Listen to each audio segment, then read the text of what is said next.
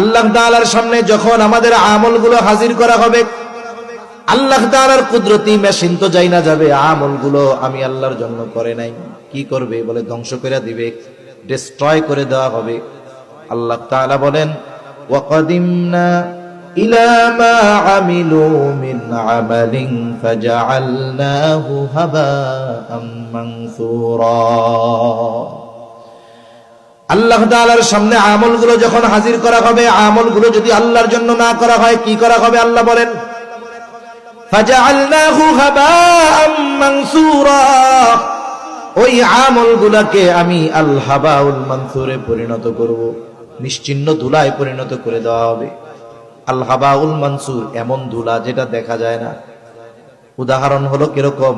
বলে যাদের বাড়িতে টিনের ঘর আছে বুঝবে, টিনের চালা স্ক্রু খুলে গেছে, ওই জায়গায় একটা গর্ত হয়ে গেছে। এইবার সূর্যের আলো দুপুর বেলায় যখন ওই ছিদ্রর উপরে পড়ে, চতুর্দিক দিয়ে দরজা জানালা আটকানো, ওই ছিদ্রর ভিতর দিয়ে সূর্যের আলোর একটা রেখা সুন্দর মতো ঘরের মধ্যে পড়ে। এবার ওই আলোর রেখার মধ্যে হাজারো অগণিত ময়লা দেখা যায়। আপনারা তো কুমিল্লার মানুষ, আপনাদের মাধ্যমে মোটামুটি বিদেশি টর্চ লাইট আমরা চিনছি। আগে ওই যে বড় বড় লাল টর্চ লাইট ছিল, এরপরে আসছে চিকুন কালো লম্বা আলোগুলো, একেবারে তীক্ষ্ণতার সাথে যায়।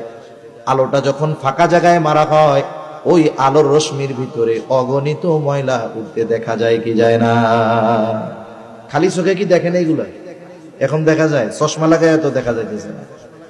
তার মানে ধুলা আছে, দেখা যায় না। দেখা না যাওয়ার কারণে আমরা এটারে কোনো ধুলাই মনে করি না।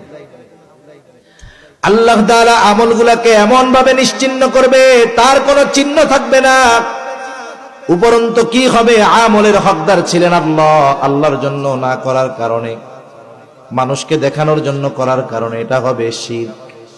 আমল বাতিল, শিরকের অপরাধে তাকে শাস্তি হিসাবে জাহান্নামে দিয়ে দেওয়া হবে।